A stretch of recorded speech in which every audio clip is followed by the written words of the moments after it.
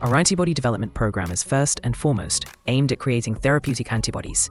That is our primary goal. But beyond that, through projects such as the BINDS program I mentioned earlier, we are also trying to generate all kinds of useful antibodies. And for that purpose, we use a method called CBIS. CBIS stands for Cell-Based Immunization and Screening. In other words, we immunize animals with antigen-producing cells, and then we screen the resulting antibody-producing cells. Now, some people may say, well, haven't people been doing that for decades? And yes, in a broad sense, they have. But there are several important refinements in our approach. The most important point is this: we do not need to purify the target protein, no matter how difficult that protein may be. For example, even with difficult targets such as GPCRs, the time required is essentially the same.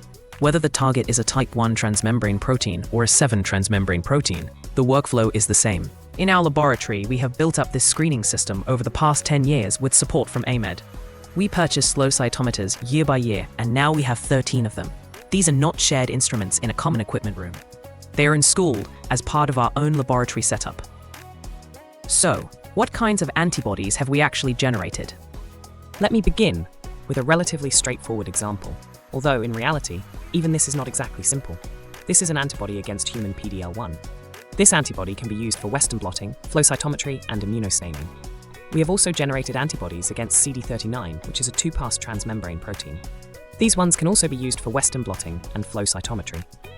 Then there is CD20. As you know, there is already a therapeutic antibody called Rituxan, and its epitope lies in the second extracellular loop. However, an antibody clone that recognizes an epitope in that region and can be used for Western blotting, flow cytometry, and immunostaining simply did not exist anywhere in the world. We were the first to generate such an antibody. Another example is CD133, which is known as a cancer stem cell marker. CD133 is a 5-pass transmembrane protein, and it has many N-linked glycans on the first and second extracellular loops.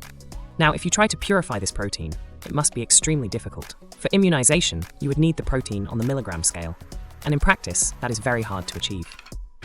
But if we immunize mice with the cells expressing the protein, rather than with the purified protein itself, we can obtain antibodies that work beautifully in flow cytometry, Western blotting, and immunostaining.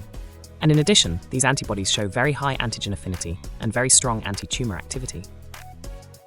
The same applies to antibodies against GPCRs. I will not go into specific examples today, but we have already generated antibodies against many dozens of these molecules using the CBIS method. And the time required for CBIS is fairly consistent. In most cases, it takes only about 2 to 3 months.